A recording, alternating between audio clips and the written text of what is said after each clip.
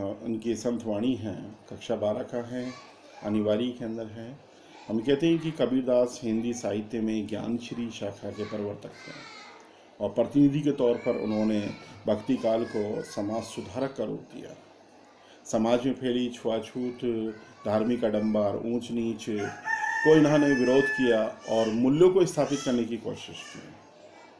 कबीर दास जी के संबंध में आचार्य हजारी प्रसाद द्विवेदी कहते हैं कि इन्होंने कहा है कि कबीर वाणी का डिक्टेटर था, मतलब शब्दों की सपाटबाजी और तटस्थता के कारण इन्हों को बहुत कुछ पहचाना जाता है और समाज सुधार में इन्होंने जो इतने भी उपदेश दिए उन सबको इनके शिष्य धर्मदास ने संकलित किया और एक नई किताब का रूप दिया बीजक के रूप में। और इस बीजक के 3 भाग थे, साखी, सबद और रमेनी। ये संत काव्य परंपरा में किताब बहुत ही अमूल्य निधि है। कबीर ने दोहों में अपने सदाचार, नैतिक मूल्यों के पाठ पढ़ाया है। इनसे ये कबीर जी गोरखनाथ से, रामानंद जी से बहुत प्रभावित हैं। इसके अलावा कबीर से दादू नानक, पीपा, हजारी प्रसाद द्विवेदी भी बहुत ज़्यादा प्रभावित रहे हैं। इनकी वाणी में कोमल सी मिठास भी है और एक सटीक संदेश भी है। इन्होंने दोहा लिखे हैं और ये जो संत वाणी कबीर की हमारे अध्याय में चलती है, दोहा है। इस दोहा की पहचान ये होती है कि जो शुरू के 2 पद होते हैं, इन 2 पदों प्रत्येक में 4 पद हैं और चारों पदों में से प्रथम और तृतीय पद में 13 मात्राएं होती हैं और दूसरे और चौथे में 11 मात्राएं होती हैं। जहाँ 13 और 11 मात्राएं आती हैं वहाँ पर दोहा कहलाता है। अगर इसकी विपरीत हो जाए 11 और 13 तो वो सोरठा कहलाता है।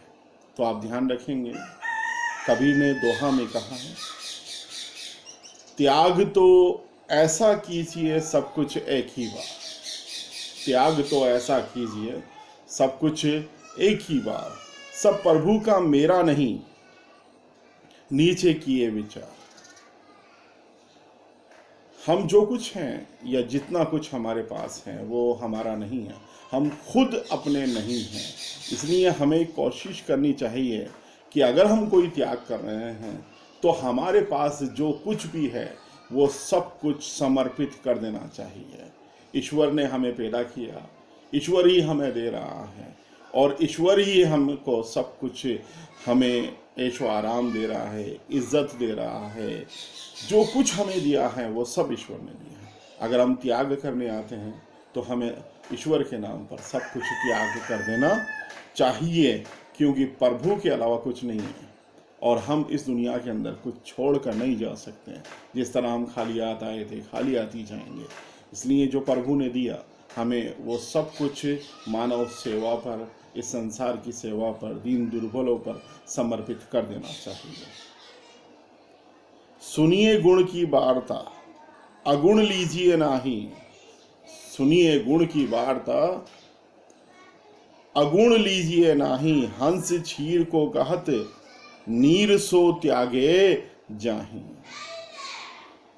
कबीर जी कहते हैं कि हमें जो बहुत ही ज़्यादा गुणवान व्यक्ति हैं, सभ्य हैं, सदाचार युक्त हैं, उन लोगों की वाणी को और उनके सम्मान को, उनके विचारों को हमें ग्रहण कर लेना चाहिए। अवगुणों से हमें बचना चाहिए।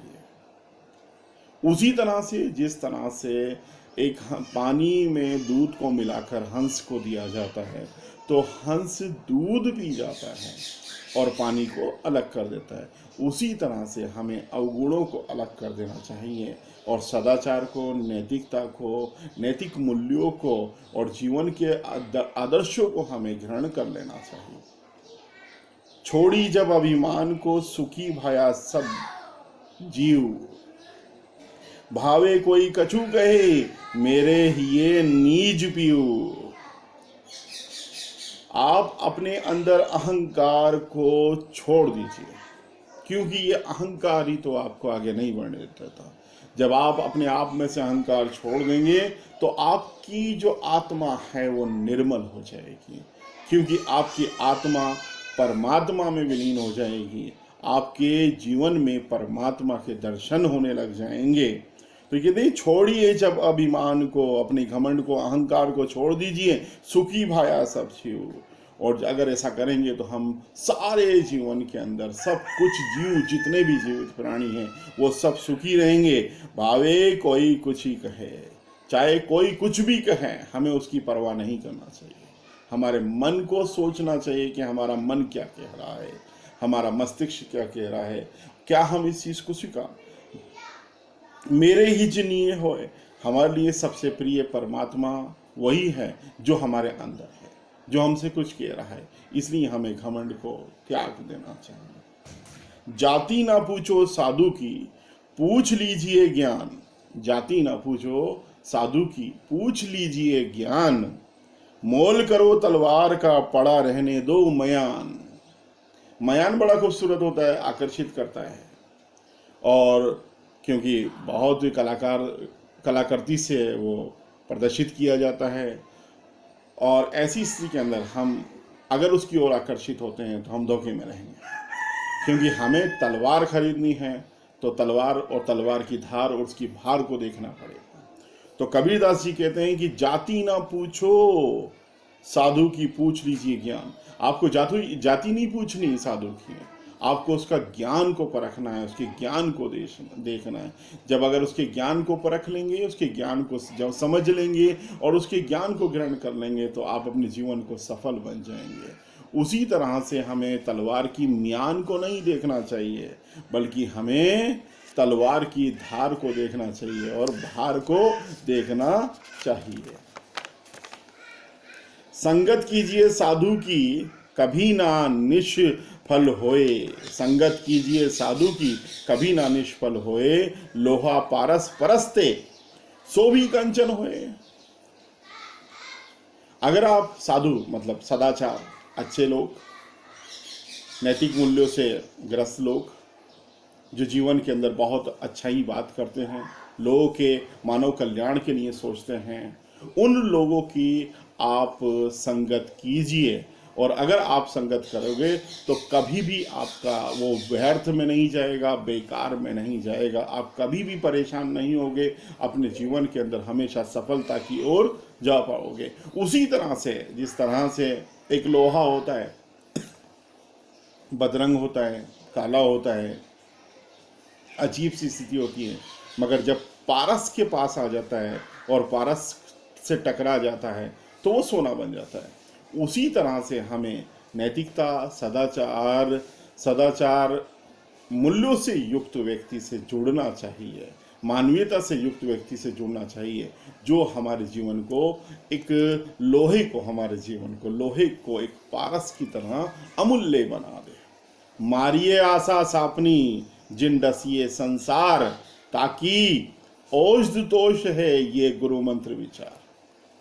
आपको कुछ नहीं करना, केवल अपने अंदर आशाएं हैं, अभिलाषाएं हैं, तृष्णाएं हैं, वासनाएं हैं, इच्छाएं हैं, उनको मार दीजिए। मारिए आशा सपनी, वो सपन की तरह है, वो आपको डसती है, वो आपको बढ़ने नहीं देंगी आगे।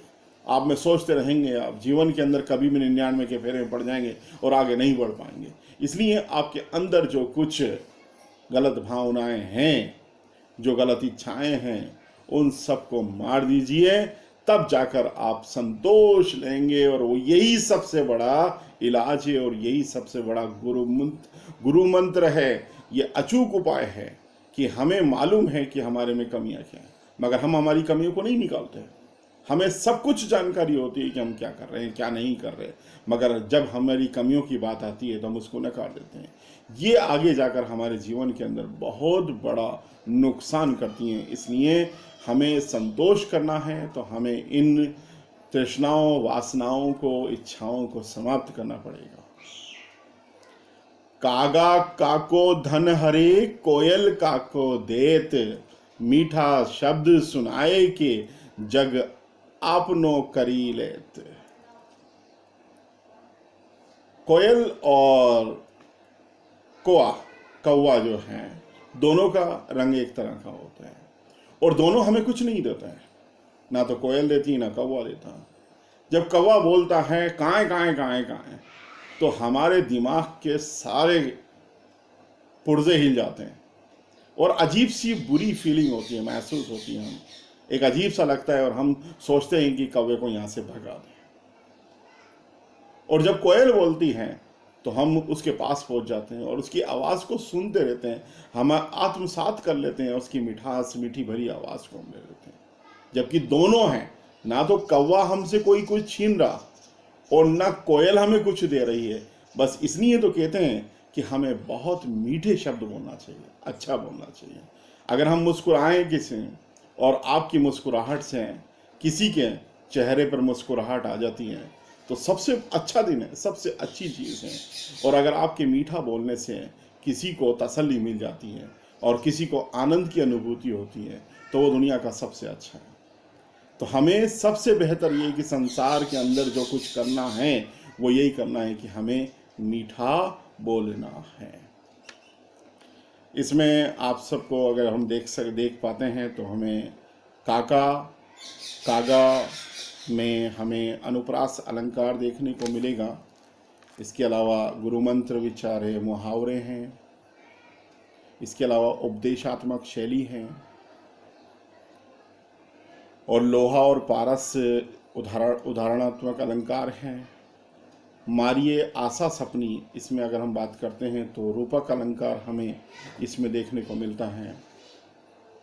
मैं एक शब्द कहना चाहता हूँ अपने लिए कि, और आप भी इस चीज़ के ऊपर ध्यान रखिएगा, अक्सर बोलता हूँ मैं भी इस चीज़ को, द बिगेस्ट अचीवमेंट किसी की आंख में आंसू आपके लिए, द बिगेस्ट लॉस्ट किसी की आंख में आंसू आपकी वजह से। सोचना आपको है कि हमें क्या करना है। लोग कहते हैं कि दुनिया की सबसे अच्छी चीज कौन सी है? जुबान। और दुनिया की सबसे बुरी चीज कौन सी है? वो है जुबान। तो इसलिए हमें बहुत कुछ सोच समझकर बोलना चाहिए, क्योंकि जुबान का घाव कभी नहीं बढ़ता और सीधे ये हृदय पे लगता है। इसलिए हमें मीठी वाणी बोलनी चाहिए, अच्छी वाणी बोलनी चाहिए जो लोगों को अपनी ओर आकर्षित कर सके। धन्यवाद।